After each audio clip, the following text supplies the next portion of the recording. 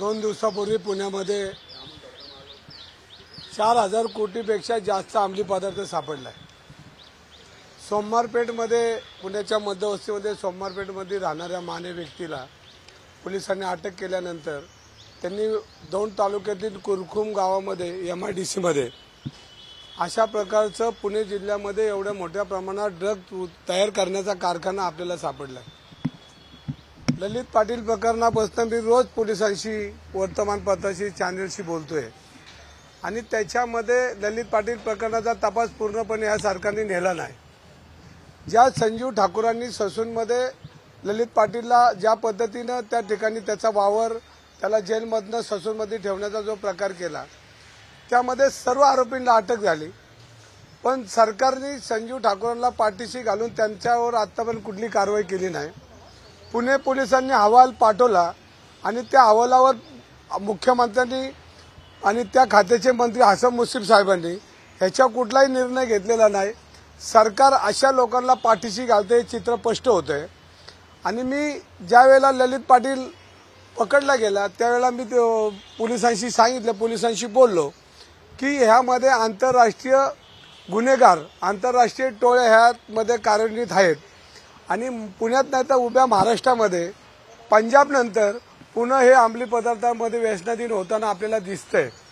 आणि काल जो आरोपी पकडला तो एक परदेशी नागरिक पकडला, म्हणजे ह्याचाच अर्थ की ह्या महाराष्ट्रामध्ये या पुण्यामध्ये या सोमवारपेठेमध्ये या घरापर्यंत हे अंमली पदार्थाचे टोळ्याचे विक्रेते पोहोचलेत।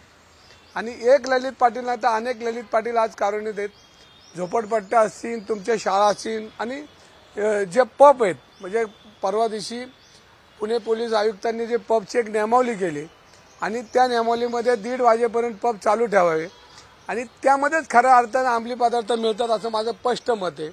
आणि त्यामध्ये पुणे विद्येचं माहेरघर आहे आणि या विद्येच्या माहेरघरामध्ये लाखो विद्यार्थी हे पुणे शहरामध्ये शिकायला येतात आणि शिकायला येताना पुणे विद्येचं माहेरघर पुणे छत्रपती शिवाजी महाराजांचं सावित्रीबाईंचं पुणे आणि असा वारसा लाभलेल्या पुण्याच्या इतिहासामध्ये पब संस्कृती पोलीस आयुक्तांनी ज्या पद्धतीने त्याला नियमावली दिली त्याचा मी मनापासून पहिल्यांदा निषेध करतो।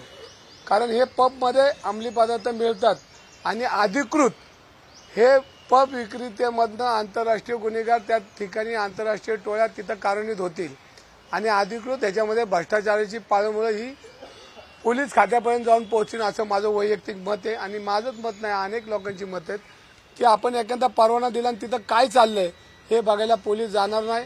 प्रचंड हप्ता यामध्ये पोलिसांना मिळणार आहे, तर ही नियमावली जी केली ही पब संस्कृती पुण्यात नसावी असं पुणेकरांचं मत आहे आणि पुणेकरांचं मत तेच माझं मत आहे।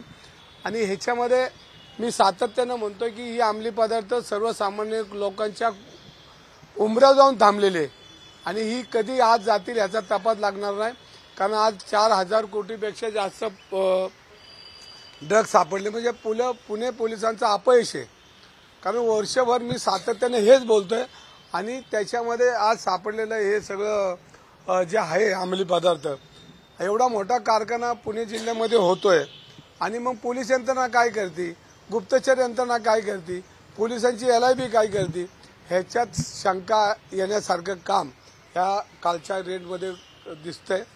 आज ज्या पद्धतीनं पुणे शहरामध्ये तरुणांची ज्या पद्धतीने अंमली पदार्थामुळे त्यांचं नुकसान होतं, त्यांच्या कुटुंबाचं नुकसान होतंय आणि पुणे पोलीस आयुक्त बी एक कुटुंब प्रमुख आहेत, म्हणजे त्यांना आमची सगळ्यांची एक जबाबदारी की आमची मुलं सुरक्षित राहिली पाहिजे, आमची पोरं व्यसनाधीन झाली नाही पाहिजे, आमच्या पुण्यातला प्रत्येक मुलगा हा चांगला राहिला पाहिजे असं आमचं मत आहे। आणि ह्याच्यामध्ये पुणे पोलिसांनी ज्या पद्धतीनं स्लो जो तपास चाललाय हा तपास गतीने वाढवला पाहिजे आणि ललित पाटील प्रकरणात संजीव ठाकूरला अटक नाही झाली तर ह्याचाच अर्थ आहे की सरकार यांना पाठीशी घालते, पोलीस ह्या सगळ्या प्रकरणामध्ये अपयशी ठरतात असं दिसतंय असं माझं मत आहे। या सगळ्या पबला बंदी घालावी अशी तुमची मागणी आहे का? कारण की तरुणाई तर तिथूनच सगळं ड्रग्स जे पुरवलं जातं आणि पब तर आज रोजपणे सुरू आहे। मी आता म्हणल्याप्रमाणे पबला ज्या पद्धतीनं नियमावली केली ही नियमावली चुकीची आहे। आज पुणे शहरामध्ये हुक्का पार्लरच्या नावाखाली त्या ठिकाणी अंमली पदार्थ मिळतो ही वस्तुस्थिती खरी आहे आणि हे जर पोलिसांनी बंद नाही केलं तर 2-3 एखाद्या आम्ही जिथं हुक्का पार्लर तिथं आंदोलन केल्याशिवाय राहणार नाही। ह्या 2 दिवसात जर हे हुक्का पार्लर बंद झाले नाही तर मी स्वतः जाऊन माझे कार्यकर्ते आम्ही सगळे पुणेकर जाऊन त्या ठिकाणी हुक्का पार्लर बंद केल्याशिवाय राहणार नाही. कारण आता जी सरकारला भाषा कळते, जी पोलिसांना भाषा कळते, त्याच भाषेत उत्तर द्यावं लागेल. कारण हुक्का पार्लरमध्ये अनेक ठिकाणी अंमली पदार्थ मिळतात, पब संस्कृतीमध्ये अंमली पदार्थ मिळतात. आज आपण पाहिलं टेरेसवर जे आता परमिट रूम चालू झालेत, हुक्का पार्लर चालू झालेत, ह्या ठिकाणी पैशावाल्याची मुलं आणि गोरगरिबांची मुलं त्या ठिकाणी जाऊन घरातले पैसे कसे नेतात हे आपण बघितलं असेल. रोज आपण वर्तमानपत्रातनं वाचतोय की आईचा गळा दाबला, आजीला मारलं, वडिलांच्या खिशांना पैसे नेले. आणि अशा पद्धतीने ही संस्कृती ही थांबवली पाहिजे, पब संस्कृती थांबवली पाहिजे. नाही तर आम्ही आंदोलन केल्याशिवाय राहणार नाही. पोलिसांनी याची नोंद घ्यावी. होणाऱ्या परिणामाला पोलीस जबाबदार राहतील हे माझं मत आहे. पब बंद करावे का नियमावली पबवाल्यांना ठरवून द्यावी, काय नेमकी मागणी काय? पब संस्कृती पुण्यात नसावी, कारण पुणे विद्येचं माहेरघर आहे आणि विद्येच्या माहेरघरामध्ये पब संस्कृती नसावी असं माझं मत नाही, पुणेकरांचं मत आहे. आणि हे सर्वांचंच मत आहे. पुणे विद्येचं माहेरघर आहे, छत्रपतींचं हे पुणे आहे, सावित्रीबाईंचं पुणे आहे. त्यामुळे अशा ह्या पुणे शहराला एक वारसा लाभलेला आहे आणि या वारसा लाभलेल्या पुणे शहरात व्यसनाधीन तरुण राहिली नाही पाहिजे. यासाठी हे पब संस्कृती आणि हुक्का पार्लर हे पोलिसांनी बंद केले पाहिजे असं माझं मत आहे आणि पुणेकरांचं मत आहे. या सरकारने हे सगळं केलं असं तुम्हाला वाटतं की किंवा सरकारचा आशीर्वाद आहे? एका साईडला जर पाहिलं तर आयटी हब हे आणलं गेलं पवारांनी किंवा राजीव गांधींनी आणि नंतर ही अशी परिस्थिती पाहायला मिळते. बघा, या देशातली तरुणाई सक्षम झाली पाहिजे, सुशिक्षित झाली पाहिजे, शिकली पाहिजे. त्यासाठी तत्कालीन कैलासवासी पंतप्रधान राजीव गांधी यांनी आयटी आणली, संगणक आणला. महाराष्ट्रामध्ये आदरणीय शरद पवार साहेबांनी आयटीचे अनेक उपक्रम केले, अनेक ठिकाणी त्या ठिकाणी आयटी आणली. आणि काँग्रेसच्या काळामध्ये तरुणाई ही सक्षम व्हावी, ही व्यसनाधीन नाही व्हावी. या देशामध्ये तरुणाईंनी चांगल्या पद्धतीने काम करावं, शिक्षण घ्यावं, मोठे मोठे उद्योग आणावेत आणि त्यांची प्रगती व्हावी. पण आज हे सरकार पब संस्कृती आणून ही तरुणाई बिघडायचं काम करते. ही वस्तुस्थिती खरी आहे आणि ही वस्तुस्थिती आपल्याला दिसते. त्यामुळं ह्या सरकारने ताबडतोब पब संस्कृती ही बंद केली पाहिजे आणि जे अंमली पदार्थ आहेत त्यांना ताबडतोब अटक केली पाहिजे. संजीव ठाकूरला ह्याच्यामध्ये जर अटक नाही केली तर परत एकदा सांगतो की हे सरकार संजीव ठाकूरला पाठीशी घालते आणि सरकारचा हा दोष आहे. पालकमंत्री मी सगळ्यांशीच बोलतोय की ह्या पद्धतीने जर होत असेल तर सरकारचं लक्ष जनतेवर नाही, सरकारचं लक्ष ईडीची लोक घेणे आणि त्यांना मंत्रिपद देणे हे सरकारचं काम आहे. आणि सरकार जनतेमध्ये कुठेही काम करत नाही. जनता हवालदिल झाली. आज बेरोजगारांचे प्रश्न आहेत, शेतकऱ्यांचे प्रश्न आहेत, तरुणांचे प्रश्न आहेत, ट्रॅफिकचे प्रश्न आहेत आणि प्रदूषणचे प्रश्न आहेत, अनेक प्रश्न आहेत. ह्या प्रश्नाला बगल देऊन स्वतःची खुर्ची कशी उभवायची, स्वतःची सत्ता कशी टिकवायची, ईडी करून कशी लोक न्यायची, ही परिस्थिती देशामध्ये राज्यामध्ये चाललेली. ही काय देशाला प्रगतीकडे नेणार नाही. काही पब मालक जे आहेत ते हे सगळं बंद झाल्यानंतर पालकमंत्र्यांची त्यांनी भेट घेतली आहे. मग पालकमंत्र्यांची जर भेट घेत असेल तर पब बंद कसं होणार? तुम्ही अधिवेशनाच्या संदर्भात आवाज उठवणार आहे का? बघा, मागच्या अधिवेशनामध्ये मी हेच बोललो की उडता पंजाब नंतर महाराष्ट्रामध्ये अंमली पदार्थ आलेत. मी सातत्यानं बोलतोय. मागच्या अधिवेशनामध्ये मी माझे विचार मांडले, जनतेचे विचार मांडले. सरकारला काही जाग येणार नाही, पण येणारे अधिवेशन 3 दिवसाचे आता त्याच्यामध्ये काय मला संधी दिली बोलायची तर मी पुणेकरांचे प्रश्न नक्कीच त्या ठिकाणी मांडण्याशिवाय राहणार नाही.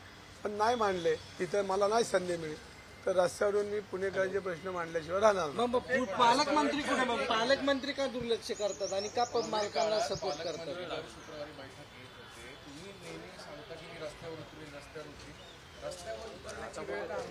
कारण कोविड काळात प्रत्येक कोविड बैठकीला सगळे आमदार पुण्यातले उपस्थित होते. शुक्रवारी या कोविड मीटिंग व्हायच्या. या मीटिंग बंद झाल्यात असं वाटतं आणि याचा परिणाम दिसून आला. सरकारचं लक्ष नाहीये. मी परत एकदा म्हणतो की सरकारचं लक्ष नाही. सरकार खुर्चीवर दंग आहेत, सत्ता कशी टिकेल ह्याच्यासाठी काम करतात आणि तेच काम आता सध्या अख्खं मंत्रिमंडळाचं चाललं. पालकमंत्री कुठे व्यस्त आहेत? सगळेच व्यस्त आहेत. ज्याला त्याला आपली खुर्ची टिकवायची आणि नरेंद्र मोदींच्या ईडीमधनं कसं वाचायचं ह्याच्यासाठी सगळ्यांचं काम चाललेलं आहे. आणि मोदी साहेब जे ईडीवाले सगळे घेतात, भ्रष्टाचारी लोक घेतात, आज ही महासत्ता पालकमंत्री पण आहे का त्यात? महासत्ता घाबरलेली आहे आणि या महासत्तेला आता लोकांची गरज लागलेली आहे. आज त्यांचे काय महाराष्ट्रामध्ये आणि देशामध्ये त्यांची परिस्थिती चांगली नाहीये आणि त्यांची परिस्थिती चांगली नसल्यामुळं आज सगळे भ्रष्टाचारी लोक ते तिकडे घेऊन जातात आणि त्यांना मंत्रिपद देतात. माननीय आश्रम मुस्लिम आज जेलच्या दारात होते आणि त्यांना जेलच्या दारातून थांबवलं, तुम्ही आमच्याकडे या आणि त्यांना लगेच मंत्रिपद दिलं. या सत्तेत सगळीच लोक ही सत्तेला आपापलेले आणि भ्रष्टाचारी लोकांना आता घेण्याचे सगळे प्रयत्न महासत्तेचे चाललेत. महासत्ता या देशामध्ये घाबरलेले आणि या महासत्तेला आता ही जनता त्यांचा रस्ता दाखवल्याशिवाय राहणार नाही. लोकसभा निवडणुकीच्या अनुषंगाने प्रश्न आहे, तुमची तयारी कुठपर्यंत आलेली आहे? तुम्ही सोशल मीडियातून दंगेकर पॅटर्न अशा पद्धतीचे पोस्टर्स व्हायरल करताय आणि दुसरीकडे अशी चर्चा आहे की देवेंद्र फडणवीस हे आता पुणे लोकसभा लढणार आहेत. बघा, मी परत एकदा सांगतो की मी 30 वर्षापूर्वी माझ्या सामाजिक आणि राजकीय जीवनामध्ये मला पक्षाने आदेश दिला तर मी लगेच निवडणूक लढवायला तयार आहे. मी मागच्या आठवड्यात सांगितलं की मफलर टाकली की सुरुवात झाली, कारण शेवटी मी लढणारा कार्यकर्ता आहे. मी क्षत्रिय आहे, छत्रपतींचा वारसा लाभलेला पुणे आहे आणि त्या पुण्यामध्ये आम्ही काम करतो. त्यामुळे सातत्यानं ह्या जनतेमध्ये कधी मला जनतेतून आवाज आला की मी निवडणूक लढवायला तयार आहे. माझ्या अधिकृत सोशल मीडियावरनं मी ते काय हे पॅटर्न हा शब्द वापरला नाही, पण जेव्हा जनता आवाज देते त्यावेळेला मी तयार असतो आणि हा जनतेचा आवाज आहे. पुणे पॅटर्न जसा होता तसा जनता पॅटर्न दंगेकर पॅटर्न आहे आणि दंगेकर हा सर्वसामान्य कार्यकर्ता आहे, लोकांचा कार्यकर्ता आहे, पुणेकरांचा कार्यकर्ता आहे. त्यामुळे कुणी समोर असलं तरी पुणेकरांनी निवडणूक हातात घेतल्यानंतर आपण चित्र बघितलं असेल मागच्या विधानसभेमध्ये, तेच चित्र लोकसभेला होईल. पक्षाने मला आदेश दिला तर मी निवडणूक लढवायला तयार आहे. भाजपचं नेतृत्व जे करतायत, मोठं नेता आहे देवेंद्र फडणवीस, ते जर पुण्यात उभे राहिले तर एक ब्राह्मण समाजाचा मोठा पाठिंबा त्यांना मिळतो. फडणवीस जरी असले तरी तुम्ही निवडून याल असा तुम्हाला विश्वास आहे का उभे राहिले? बघा, या पुण्यामध्ये तुम्ही ब्राह्मण समाजाचं नाव घेतलं. ब्राह्मण समाज हा हुशार आहे आणि प्रत्येक वेळेला तो निर्णायक मतदान करत असो, तो कुठल्याही एका पक्षाचं काम करत नाही. हा जो त्यांना लागलेला जो हे डाग आहे, ठपका, हा ठपका नाहीये. ते कार्यकर्ता बघून मतदान करतात. मी गेली 25-30 वर्ष कसबा विधानसभेत निवडणुका लढवतोय आणि ब्राह्मण समाज कायम माझ्या पाठीशी राहिला. शेवटी त्याला एक कार्यकर्ता करतो आणि जवळचा माणूस करतो. हाकेला आवाज कोण देणार आहे तर दंगेकर कधी देऊ शकतो हे त्यांना माहिती आहे. त्यामुळे ब्राह्मण समाज कधी एका पक्षाच्या पाठीशी राहिला नाही हे माझं मत आहे. कारण माझ्या निवडणुकीच्या तुम्ही कुठल्याही ब्राह्मण समाजाची समोरून विषय असा आहे की फडणवीसांचं काय, मी म्हणतो फडणवीस नाही, फडणवीसपेक्षा अजून कोण वरचे असले तरी उद्या निवडणूक लढवायची. कारण डॉक्टर बाबासाहेब आंबेडकरांनी संविधान दिले आणि लोकशाहीमध्ये कोणालाही कुठं लढता येतं. रवी दंगेकर हा कार्यकर्ता आहे, तो लढायला तयार आहे आणि कोणी आलं तरी त्याला निवडणूक जर पार्टीने सांगितलं तर तो लढणारच आहे. आणि मी निवडणूक लढवताना कोणाला घाबरत नाही. आपण बघितलंय, कारण घाबरणं आपल्या डिक्शनरीत नाही, आपल्या रक्तात नाही.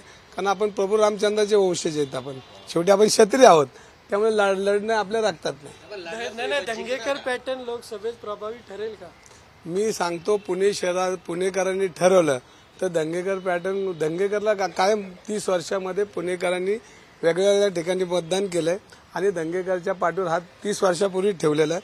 माझ्या निवडणुका 9 निवडणुका लढवतात, 9 निवडणुका वेगवेगळ्या भागातून लढवल्यात आणि मी 30 वर्षामध्ये जात पात मानणारा कार्यकर्ता नाही.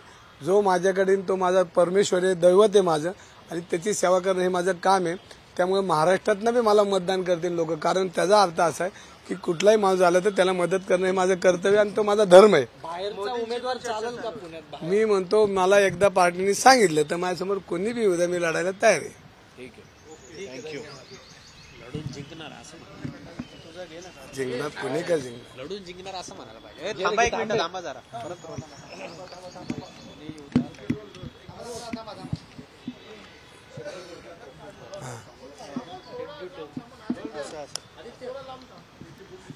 आती होईल. मोठे नेते तुमच्या विरोधात उभे राहिले तर तुम्हाला हे मोठं आव्हान वाटत नाहीये? बघा, मी पुणेकरांचा उमेदवार आहे, लढणार बी आणि जिंकणार बी. कुणी आलं ते लढणार आणि जिंकणार, फक्त माझ्या पक्षाने मला सांगितलं पाहिजे. देश विदेशातील प्रत्येक घडामोडींचे लाईव्ह अपडेट मिळवण्यासाठी आता साम टीव्हीच्या सर्व सोशल मीडिया प्लॅटफॉर्मला लाईक, फॉलो आणि सबस्क्राईब करा. तसंच सर्व नोटिफिकेशनसाठी बेल आयकॉन प्रेस करायला विसरू नका.